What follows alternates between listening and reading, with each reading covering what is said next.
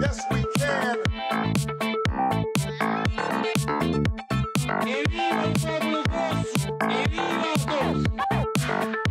Je vous demande de vous arrêter.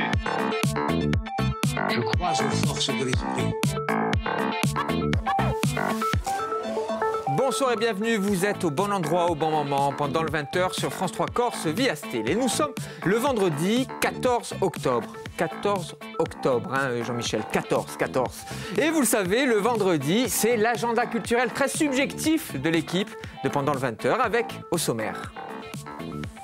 Côté livre, la grande aventure du journal Tintin, c'est Marcel Petrichol qui l'a choisi. Dans la séance ciné, le court-métrage Babou de Lisa Kulic et la sortie DVD Café Society de Woody Allen, tout ça par Xavier Affre. La découverte du soir allé signé Philippe Ferrer, Rock'n'Roll of Course, le documentaire événement sur Henri Padovan. Avec ce soir mes trois esprits critiques. Bonsoir messieurs. Bonsoir. Xavier Affre, notre cinéphile, Marcel Petrichol, notre libraire, et Philippe Ferrer, le musicose. Je peux t'aller dire le musicologue. Non, je fais une fois, ça suffit. Philippe Ferrer qui a signé avec Olivier Carol la musique du générique de Pendant le 20h. Vous avez bien fait, mon cher Philippe. C'était une commande. Ouais, je me suis exécuté. C'est musique de commande. Oui, musique de commande. C'est plutôt réussi. Enfin, nous on dit ça, mais. Je peux pas être juge et. Bon, ça va. Allez, on peut pas être jugé parti. Puis je suis modeste. Vous êtes content en maquillage tout à l'heure. Vous n'avez pas arrêté de dire j'ai plein de retours. C'est ce qu'il y a de mieux dans cette émission. C'est moi qui l'ai fait. Mais c'est vrai. Je suis lucide aussi. Voilà, c'est vrai. De l'art de la fausse modestie. Bon. Donc messieurs, venons à des choses un peu plus sérieuses, quoique notre agenda culturel très subjectif, je l'ai dit. Et on va débuter avec vous, mon cher Marcel, comme chaque vendredi, la grande aventure du journal de Tintin aux éditions Moulinsart, le Lombard. Alors pour tous les amateurs de bande dessinée, le journal Tintin est un mythe absolu ayant diverti des générations de lecteurs. Il est apparu en 1946, en septembre 1946, l'hebdomadaire de 7 à 77 ans, 7, j'en mis 2, aurait eu 70 ans cette année, oui. Mon cher Marcel. Mais non, il les aurait eu, parce qu'en fait, il s'est arrêté, il a commencé en 46, pour l'édition belge, en 48 pour l'édition française, il faut le préciser. Il s'est arrêté un 29 novembre 1988. En fait, la Fondation Hergé retire aux éditions du Lombard le droit d'éditer un journal qui s'appelle Tintin. Dans la foulée, la Fondation Hergé va éditer Tintin Reporter. Ça ne durera que 8 mois et c'est bien fait pour eux. Je déteste la Fondation Hergé pour tout ce qu'ils ont fait autour de Tintin. Oui, en fait, ça, il faut voilà. Tout ce qui est merchandising autour, enfin... C'est pire que ça, ils ont récupéré tout le merchandising. C'est devenu, Tintin, c'est devenu des prix inabordables. Voilà. Bref, le journal de Tintin, un gros pavé, 77 pages de lecture, 600 pages de BD. C'est là. Je vais la montrer à la caméra. Une centaine d'auteurs, 80 personnages, bon, c'est fabuleux. Alors, ce gros pavé se décompose en deux parties. Une première partie qui dure à peine 90 pages, qui est consacrée à la naissance du journal, et surtout consacrée à Hergé et à son œuvre, avec des couvertures inédites qu'il a faites pour Tintin, des dessins qui sont rarement parus en album, et surtout, ça montre tout le génie d'Hergé dans l'art de la composition, parce que c'est lui qui composait les fameux calendriers, les bandes annonces, les publicités. Donc là, c'est la partie pour Hergé. Deuxième partie, près 700 pages. Et là, c'est une chronologie de pratiquement tout ce qu'il y a eu dans le journal de Tintin. En fait, 2 ans par 2 ans, on va redécouvrir et découvrir les grandes séries qui ont fait la gloire de Tintin. Alors bien sûr, c'est fait pour nous souvenir, nous rappeler. C'est le meilleur. C'est le Madeleine de Proust, hein, c'est ça. Exactement, c'est ça. On va redécouvrir plein de choses, et puis même des séries qu'on avait oubliées. C'est vraiment le meilleur du journal de Tintin, le plus symbolique, le plus historique. Je vais vite vous citer quelques noms célèbres. Il y avait Pratt, il y a eu Goscinny, il y a eu Franquin avec Modeste et Pompon, il y a eu Tibet, il y a eu Vance, Herman. Bon, voilà, vous allez voir, c'est fantastique. Et surtout, ce qu'on s'aperçoit, c'est au fur et à mesure les choix éditoriaux qui changent. Au début, c'est très, très catho, il faut le dire. Et puis, on va voir la nudité et la violence qui commencent à apparaître. Preuve aussi que la jeunesse change. Et c'est vraiment un miroir des sociétés belges et françaises. Ça vous plaît quand il y a la violence. Et la nudité. Et la nudité, Xavier. Le journal des jeunes de 7 à 77 ans, Tintin. Alors non, l'objet est magnifique, rien à dire. Moi, j'ai pas trop été bercé par. Il n'y avait pas assez d'asiatiques de journal de Tintin. Il y avait Oui, il y avait Chang. Chang, mais c'est seul, il est vrai. bien seul, hein, l'asiatique Chang. Non, Trop il y avait d'Europe. Tokata, il y avait aussi un japonais. Et, Ah, c'est vrai, ça. Eh Mais oui, les japonais. le bon. faux aussi, Lao Tzu l'a dit. Bon, Tout- bref. Bon, bref. Et Xavier. pour le coup, non, c'est un superbe objet. C'est vrai que je trouve que c'est un peu là. Je comprends qu'il y ait cet effet nostalgique d'ailleurs, parce qu'on retrouve des histoires que je ne connais pas ou des. En revanche, les auteurs, évidemment, ce que tu as cité, Franquin. Et surtout, je dis, c'est histoire courte, histoire complète. C'est pas des extraits, c'est des histoires qui n'ont jamais été publiées en album. Un reproche peut-être, c'est pas un reproche, mais c'est le côté pavé. Hein. Pour, Oui. pour s'endormir, pour lire ça, il faut avoir des muscles. Pour le week-end, c'est pas mal. Hein. Non, mais c'est surtout pour lire, quoi. Vous voyez, aux toilettes. Bon, ça va, mais au lit, c'est un peu lourd. Ouais. Voilà. Bon, Et Et- un rapport qualité-prix imbattable, 49 €, il faut le dire, hein, parce que, Oui, c'est que vrai, les gens ça, n'aient pas c'est peur. C'est vrai. Et alors vous, mon cher Philippe? Alors moi, pour moi, c'est Tintin, alors, que j'ai beaucoup connu aussi parce que je suis un grand fan de BD. Mais pour moi, ça a toujours été un peu une sorte d'escroquerie, Tintin. Je suis désolé. Je vais vous couper. Je le dis à François Carole, notre réalisateur, on va faire un duel entre vous, Philippe Ferrer, et Marcel Petrichoul. Vous avez 40 secondes, mon cher Philippe, pour nous dire pourquoi c'est une escroquerie. Le chrono va se mettre en route. Et dès que le chrono est en route... Sortez les gants de boxe. entre voilà. vous deux, le grand passionné de Tintin, surtout le grand passionné du journal des jeunes de Tintin, Marcel, et vous, Philippe, escroquerie, quel mot fort. Alors oui, le mot il est fort effectivement, mais c'est escroquerie parce que dans ma jeunesse, j'ai toujours eu l'impression d'avoir... j'ai acheté le journal de Tintin parce que je suis fan de BD, comme je l'ai dit, et il n'y avait jamais Tintin dedans. Déjà, ça c'était la première escroquerie. La deuxième escroquerie, c'est étant fan, je le répète, de BD. Donc je lisais beaucoup de BD, et là, c'était des histoires qui ne finissaient jamais. Il fallait acheter toutes les semaines le journal de Tintin parce que c'était toujours des petits bouts. Et puis évidemment, mes parents qui m'achetaient le journal de Tintin pendant un mois, le mois d'après, ils oubliaient de me l'acheter. Et puis je comprenais plus rien. Et à chaque fois, j'ai plein de débuts d'histoire et plein de... Donc j'imaginais peut-être les fins d'histoire. Mais bon, voilà, c'était pour moi quelque chose Qui n'aboutit.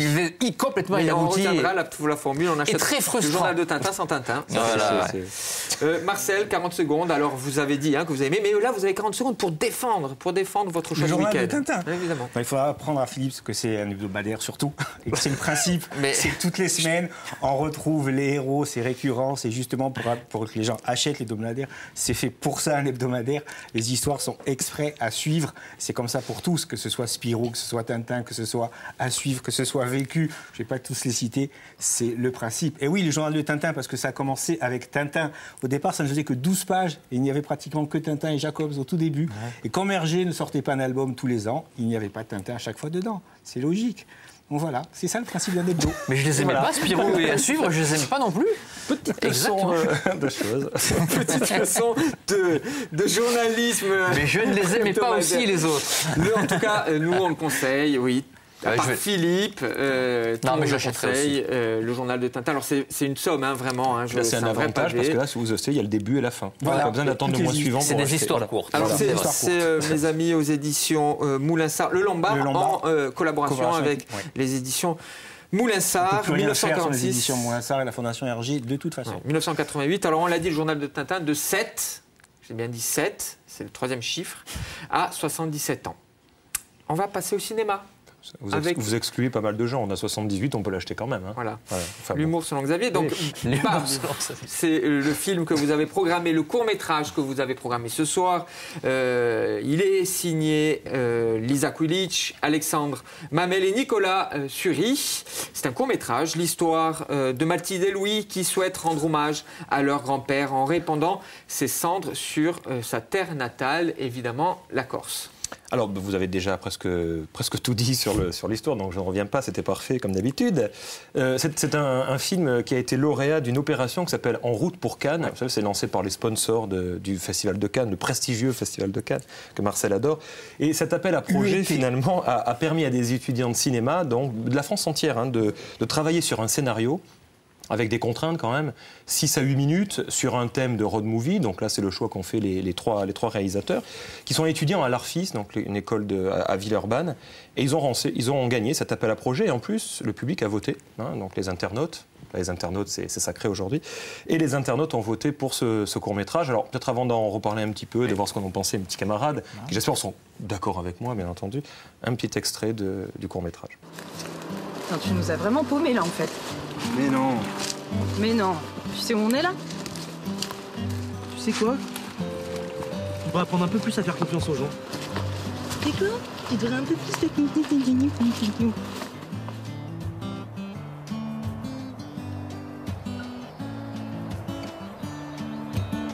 Bon bah là on est vraiment perdu. En même temps, si tu savais lire une carte, Oui, ça va être de ma faute maintenant, t'avais qu'à la lire toi la carte. ouais, bah, de toute façon, ça change rien au problème là. Va falloir qu'on dorme ici, le soleil est en train de se coucher. Bah ouais. Au moins, on a une belle vue.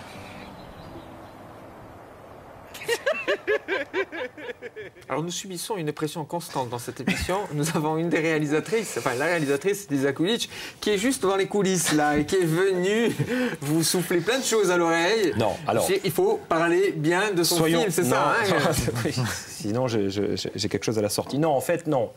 Parler des comédiens, mais d'une manière générale, vous savez que des fois, j'aime pas trop citer un et pas les autres parce qu'après, c'est vexant. Donc, d'une manière générale, c'est un des atouts du film d'ailleurs, le jeu hein, de l'ensemble des comédiens, que ce soit les jeunes comédiens de départ ou les acteurs. Elle est à l'image, Lisa. Voilà, et effectivement, du coup. La réalisatrice. Avec un petit budget, là aussi, encore une fois, hein, parce qu'on dit souvent concrètement, c'est quoi un court-métrage? 3 000 €, je prends une voiture prêtée, c'est vraiment pas grand-chose. Seulement, dans ce court-métrage, qui est excessivement prometteur, il y a pas mal de choses. On parle de la terre natale, on parle de la fierté des racines, on parle de plein de choses. Et voilà, c'est plutôt émouvant, et c'est un film, donc une réalisatrice à suivre, toute jeune en plus, donc voilà. Marcel. Et il a dit le mot. Émouvant, touchant, c'est ce que j'ai ressenti. Très belles images, belle musique. Voilà, moi, ça m'a rappelé des choses parce que c'est voilà, je vais descendre comme ça, j'ai un ami qui l'a fait. Donc voilà, c'est aussi peut-être pour ça que j'ai encore été plus ému. Ouais. Je suis complètement rentré dans le film. Philippe, Je suis d'accord avec vous, en fait, en gros, mais bon, il y a juste un petit truc. Là, je pense qu'elle doit avoir peur. Non, mais c'est important, il faut le dire. C'est une émission de libre opinion. Non, au contraire, c'est justement... en fait, on reste un petit peu sur sa fin parce qu'on a envie qu'il y ait une suite. Moi, j'ai envie de voir un peu un road movie juste après, pour la redécouverte de la Corse. Alors, pourquoi pas un long métrage pour plus tard? Ça serait bien une petite suite. Mais voilà, c'était le seul truc, mais j'ai beaucoup aimé en fait. Bon, dans un format qui est, voilà, c'est ce que j'ai dit, un format qui est un peu voilà, corseté, mais c'est vrai. On a envie que ça aille plus loin, on a envie de voir le frère et la sœur qui partent dans une aventure et qu'il leur arrive des belles choses. Alors c'est un film qui est évidemment à découvrir dans les festivals, ils sont nombreux en Corse, évidemment. Oui, il y a eu un très bon accueil il n'y a pas très longtemps d'ailleurs à Passion Cinéma, Cinéma. Donc avec une discussion, non, c'était vraiment bien. Alors je le répète à chaque émission le vendredi, nous allons essayer d'évoquer les courts-métrages de réalisateurs insulaires assez régulièrement dans cette émission. C'est Xavier Affre qui les sélectionne. Je fais un soupir en même temps, mais cette fois-ci, il a fait un bon choix. Donc ça va. J'aime bien. Donc cette fois-ci. Donc j'ai un bon point, on tient des comptes. Un point, donc. Un point. Bien joué, 4e chiffre. Alors, Café Society, du réalisateur new-yorkais, qui sort en DVD. Alors, ce sont nos 96 minutes annuelles de Woody Allen. Est-ce que ces 96 minutes sont bons?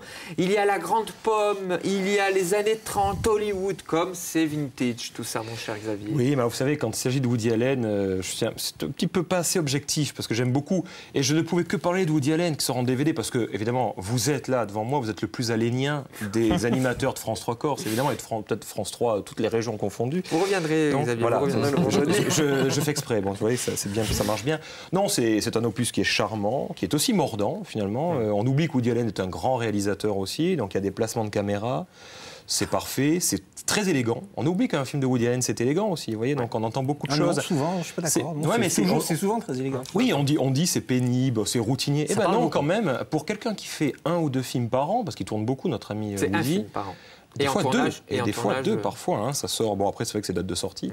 Et c'est quelqu'un qui fait des films de niveau. Alors, des fois, il y a un peu de moins bien, mais celui-là de Café Society, sur le Hollywood des années 30, on sent une fascination, mais une répulsion aussi, parce que ces manias, presque, j'allais dire pas de la presse, mais d'Hollywood des années 30, je pense que Woody Allen les rejette un peu. Mais c'est plutôt bien vu. Alors, je ne sais pas si on a le temps de voir un petit extrait parfait. Vous allez voir la belle image de Woody Allen. J'en dirai un mot après. I'm expecting a call from Ginger Rogers. She's not happy with her representation, so who knows? Phil, it's Rose. Rose? Your sister. My son. He's coming to Hollywood. The man eats with Fred Astaire and Gary Cooper. I'm impressed. Hello? Come in. Sit. Christ, man, it's all about ego. This whole town runs on ego. Yeah, I'm Bobby. Bonnie, come in here, can you? Bonnie, this is my nephew, Bobby. Howard's a two-time Academy Award winner. Wow, congratulations. Thank you. You've never heard of me. I'm a writer. Welcome to Hollywood. Hey, pal, you bored already? I'm kind of half bored, half fascinated. My brother Ben owns a nightclub. He's asked me to help him run it. When will you know? Well, we have to see if the owner's willing to sell. We're trying to persuade him. You ask politely, people listen. Are there more beautiful girls in Hollywood or New York? Why? Is that how you'll decide where you'll live? You're very beautiful. I'm seeing someone. Oh, unrequited love kills more people in any year than tuberculosis. Do you want to try me? Listen, I'm so lonely. I would have been happy just to talk, but now I'm even too tired for that. You like jazz music? At 2 in the morning. At any time in the morning. Love is not rational. You fall in love. You lose control. Whoa, is that good or bad? No answer is also an answer. Socrates said, the unexamined life is not worth living. But the examined one is no bargain. Yes? Life is a comedy written by a sadistic comedy writer. Il est génial, ce film. La vie est écrite par un comédien ou un comique sadique. Bon, c'est du Woody Allen. Alors, il y a beaucoup de choses à dire. L'image, on disait, c'est Vittorio Storaro, qui est un des plus grands chefs opérateurs. Apocalypse Now, si je dis que ça, déjà. Il me semble qu'il a travaillé pour Bertolucci aussi, sur Le Dernier Empereur. Tout est beau, les comédiens, alors on juge soit un Woody Allen quand il ne joue pas dedans, avec l'acteur, là Jesse Eisenberg, bon, on pouvait avoir des craintes et finalement c'est un des meilleurs avatars de Woody Allen depuis très longtemps. C'est certainement même le meilleur, on peut le dire. Ah oui. Kristen Stewart s'est parfaitement coulé dans le moule Woody Allen, et même Steve Carell, assez étonnant. Bon, évidemment, vous, je sais que vous adorez, mais c'est un génie comique, Steve Carell. Oui, mais dans l'univers de Woody Allen, ça peut ne pas marcher, et là, ça fonctionne à plein régime. Souvent, il arrive justement à sortir les acteurs. C'est un peu sa force, la direction d'acteur. On dire aussi, parce qu'on n'a peut-être pas dit de quoi ça parlait vaguement, vous avez dit un peu, mais c'est l'histoire d'un type qui travaille du côté de New York et qui a envie de tenter sa chance au niveau du cinéma. Il va voir son oncle, qui est un grand mania du cinéma, mais qui n'a pas trop envie de le faire travailler. Et puis bon, et il va tomber amoureux de la secrétaire, bien entendu, ça c'est très alénien aussi. Mais ce qui change un peu, c'est le côté mélancolique. Il y a ce petit côté nostalgique, un peu triste quand même sur le temps qui passe aussi dans ce film qui est assez fascinant. Moi je trouve que c'est un grand Woody Allen, ça fait quand même 2 de suite, malgré ce qu'on entend. L'Homme irrationnel était formidable. Oui, et ça fait quand même 2 grands Woody Allen et un grand film d'ouverture, parce qu'en général à Cannes, les films d'ouverture de ces dernières années, bon... Sans commentaire. Et bien meilleur que les frères Cohen et leur Ave César, qui se déroulait aussi dans le Hollywood des années. Moi j'avais bien aimé. Bon, différent, voilà, c'est quand même relativement différent. Mais sur la description du Hollywood de cette époque-là, c'est bien meilleur. Hein. Par contre, je suis pas trop d'accord. Grand Woody Allen. Bémol. Grand Woody des récents. Alors, Grand Woody parmi les récents. Voilà, parce que est-ce qu'on retrouve les grandes discussions psychologiques Alors, il y a des dialogues toujours percutants. Et puis surtout, il y a les allers-retours incessants entre Hollywood et New York. Il y a le frère qui est. Alors, ça fait penser un peu à Coup de feu sur Broadway. À Radio Days aussi. Radio Days aussi. Donc voilà, il y a pas mal de relations humaines. De liens avec ces autres films. Non, c'est. Voilà. Donc, autre petite critique du déjà-vu chez Woody Allen aussi. Enfin, moi, je trouve que j'ai aimé le film. Moi, je dirais pas que c'est un grand Woody Allen, loin de là. Et petite critique, moi, sur le scénario. Voilà, je trouve que le scénario, pour moi, c'est un peu faible. Voilà, dès qu'il s'agit de critiquer ce que je propose... Répétitif, le triangle amoureux, c'est déjà vu chez Woody Allen, je le redis. Voilà, c'est la seule critique que je fais au film. C'est pour ça que je dis c'est pas un grand Woody Allen. Moi, je retrouve pas un Neo, la Manhattan, même Petit meurtre sur Broadway. Voilà. Il manque un petit quelque chose. Oui. Oui, c'est pas tout à fait faux, mais disons que par exemple To Rome With Love, que moi j'aimais bien, était largement en dessous, ça fait partie. Oui, voilà, c'est vrai j'ai rectifié des récents. Ouais. Voilà. Après, ça fait pas partie du panthéon des grands films de Woody Allen qu'on regarde. C'est des réalisateurs américains.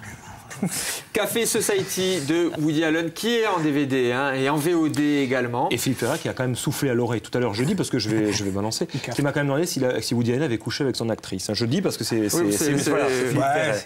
Voilà. Je peux pas m'empêcher. Je suis désolé. Voilà. Mais justement, on va rester avec vous, mon cher Philippe. Super. Pour la découverte de votre week-end. Alors, il s'agit du documentaire sur Henri Padovan, le portrait du guitariste Henri Padovan, Rock'n'Roll of Course. Alors, il y a plein de choses dans ce documentaire. On voit évidemment Henri Padovan, on voit une partie de l'équipe de The Police, un guitariste déjanté, de fou, qui a connu une période, la grande période du rock'n'roll, de l'histoire du rock. Et c'est ce portrait qui lui est consacré, avec Sting, Kim Wilde, The Clash également. Mais vous dites toute ma chronique, c'est pas possible. Qu'est-ce que je vais dire maintenant? Mais voilà. Alors, tu redis juste Kim Wilde, c'est bien. Non, mais Kim Wilde de suite, évidemment. Non, en fait, Henri Padovan, c'est quand même un destin incroyable. C'est quand même ça. On pourrait faire un long métrage, un film de fiction sur lui. C'est quand même quelqu'un qui est parti de Lowry, le petit village du Cap Corse, qui est parti à Londres en 1976, donc en plein début de la période punk. Et imaginez socialement, musicalement, tout ce qui se passait. Et bizarrement, et coup de chance pour lui, il a quand même rencontré des gens extraordinaires, que ça soit au niveau musical, au niveau... Enfin, il faut voir le film, il faut lire le livre aussi là, que j'ai apporté, parce que c'est quand même... c'est quand même la période, une période quand même où il s'est passé vraiment beaucoup de choses. C'est sex, drug and rock and roll. Est-ce qu'on a quelques images à voir? Voyons. Alors, on regarde quelques images. La bande originale, enfin, pas la bande originale. Bande-annonce. La bande-annonce, pardon. It was people like this, Henry, leather pants on, wraparound shades, and Stuart looking like wild in a leather jacket. And I was just this kid from Newcastle. I didn't know nothing. So I felt like I had a place, and I was just going along with it. I was sort of humoring them, but I had nothing else to do. I can't think of any other French guitarist that came to London and played with the Police and then played with people from the Blockheads and the Clash. Henry was our connection to the scene. He had this engaging personality and an indefatigable stamina. He would be the last man standing at any bar in London. It's okay, Henry. Your secret is safe. Very sexy man, if I remember rightly.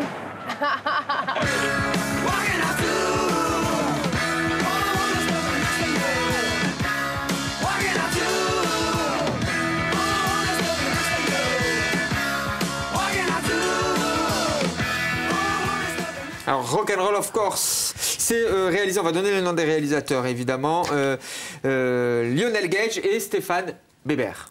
Là, il y a tous mes idoles là-dedans, toutes mes idoles. Là, ça, vous avez vu Topper Headon, le batteur des Clash, Kim Wilde.